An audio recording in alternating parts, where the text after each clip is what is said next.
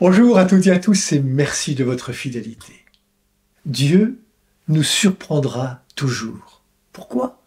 Mais parce qu'il est Dieu.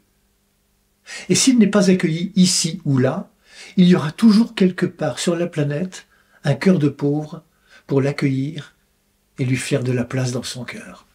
J'aime ce passage du prophète Isaïe. La pluie et la neige qui descendent des cieux n'y retournent pas sans avoir abreuvé la terre, sans l'avoir fécondée et l'avoir fait germer, donnant la semence au semeur et le pain à celui qui doit manger. Ainsi, ma parole qui sort de ma bouche ne me reviendra pas sans résultat, sans avoir fait ce qui me plaît, sans avoir accompli sa mission. C'est ce que nous dévoile l'évangile de ce jour.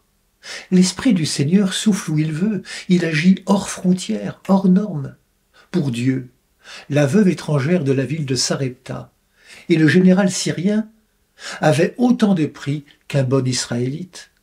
Plus tard, un centurion romain, une cananéenne, une samaritaine trouveront sens à leur vie en ayant accueilli la parole de Jésus. Aujourd'hui, alors qu'ils n'ont pas eu d'éducation chrétienne, des hommes, des femmes, des jeunes et des moins jeunes sont touchés par le Christ et demandent le baptême. Païens, étrangers, pécheurs, ennemis peuvent devenir amis du Christ. Ils ont fait confiance et se laissent faire entre les mains du potier. Le Seigneur a su réveiller leurs compétences au service de la mission.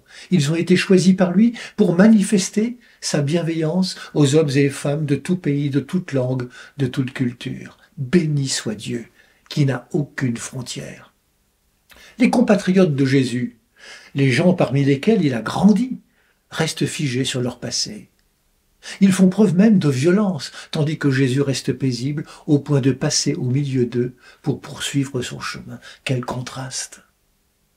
Aujourd'hui, notre société de consommation a créé dans les cœurs un immense vide, une immense faim.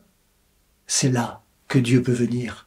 C'est là qu'il peut combler celles et ceux qui ont faim et soif. Son amour vient s'immiscer dans nos vides pour les combler de sa parole, de sa tendresse, de sa miséricorde, de sa paix.